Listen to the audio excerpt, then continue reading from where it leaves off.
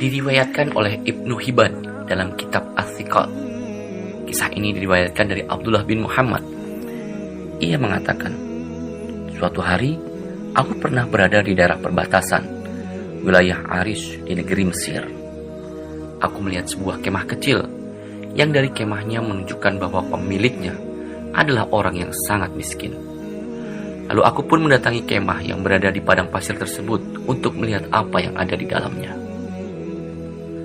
Kemudian aku melihat seorang laki-laki, namun bukan laki-laki biasa.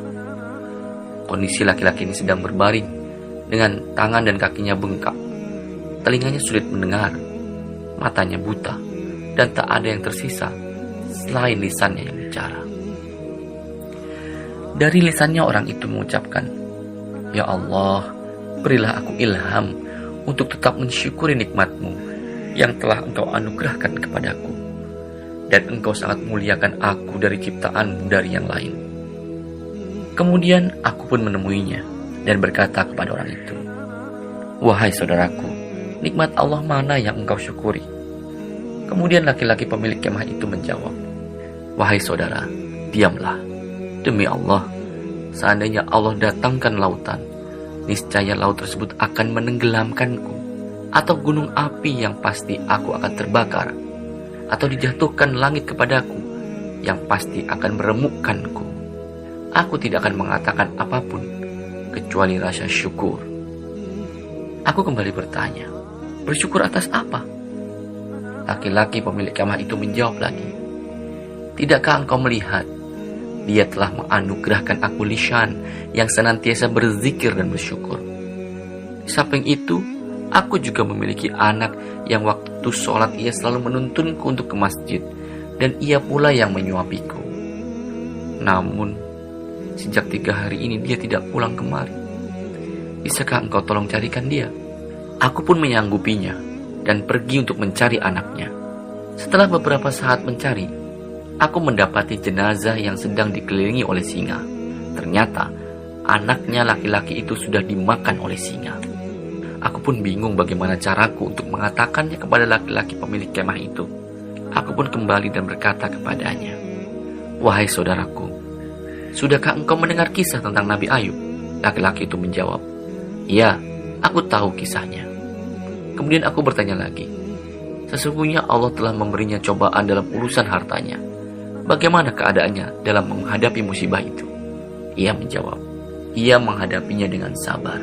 Aku kembali bertanya, "Wahai saudaraku, Allah telah menguji Ayub dengan kefakiran. Bagaimana keadaannya?" Ia menjawab, "Ia bersabar." Aku kembali bertanya, "Ia pun diuji dengan tewasnya semua anak-anaknya. Bagaimana keadaannya?" Ia menjawab, "Ia tetap bersabar." Aku kembali bertanya, "Ia juga diuji dengan penyakit di badannya. Bagaimana keadaannya?" Ia menjawab dan balik bertanya, "Ia tetap bersabar. Sekarang katakan padaku di mana anakku?" Kemudian aku berkata, "Sesungguhnya putramu telah aku temukan di antara gundukan pasir, dalam keadaan telah diterkam dan dimakan oleh binatang buas. Semoga Allah melipat gandakan pahala bagimu dan mensabarkan engkau." Kemudian laki-laki pemilik kemah ini mengatakan, "Alhamdulillah, yang Dia tidak meninggalkan keturunan bagiku yang bermaksiat kepada Allah sehingga ia diazab di neraka." Kemudian ia menarik nafas panjang lalu meninggal dunia. Aku pun membaringkannya dan berpikir apa yang harus aku perbuat. Aku sendirian dan bagaimana aku mengurus jenazah ini. Kemudian aku tutupi dengan jubahku dan beberapa saat kemudian lewat 4 orang laki-laki mengendarai kuda. Mereka berkata, "Wahai saudara, apa yang terjadi padamu?" Kemudian aku pun menceritakan kepada mereka apa yang telah aku alami, dan aku meminta bantuan kepada mereka untuk mengurus jenazah laki-laki ini. Mereka bertanya, "Siapa dia?" Lalu aku menjawab, "Aku juga tidak mengenalnya. Dia dalam keadaan sakit dan memprihatinkan." Kemudian keempat laki-laki ini meminta untuk membuka penutup wajahnya, karena mungkin salah satu dari mereka mengenalnya. Ketika aku membuka menutup wajahnya, tiba-tiba mereka tersentak, lalu mencium dan menangisinya dan berkata, "Subhanallah, wajah yang senantiasa bersujud kepada Allah, mata yang selalu menunduk atas apa yang diharapkan Allah, tubuhnya selalu sujud tatkala orang-orang dalam keadaan tidur." Aku pun bertanya, "Kalian kenal dengan laki-laki ini?" Mereka menjawab, "Engkau tidak mengenalnya?" Aku menjawab bahwa aku tidak tahu siapa laki-laki ini. Kemudian mereka berkata, "Ini adalah Abu Kilabah, sahabat dari Ibnu Abbas. Laki-laki ini pernah diminta oleh khalifah untuk menjadi seorang hakim. Namun ia menolak jabatan tersebut." Perlu diketahui bahwa jabatan hakim atau qadi ini adalah suatu jabatan khusus di mana mereka akan mengatur hukum dan menentukan hukum di antara manusia. Ini merupakan jabatan yang mulia pada saat itu. Namun, Abu Kilabah menolaknya dan pergi ke wilayah Mesir hingga wafat dalam keadaan seperti ini. Kemudian Abdullah bin Muhammad bersama 4 laki-laki tadi pun memandikan, mengkafani, dan menyolatkannya sebelum akhir memakamkan beliau.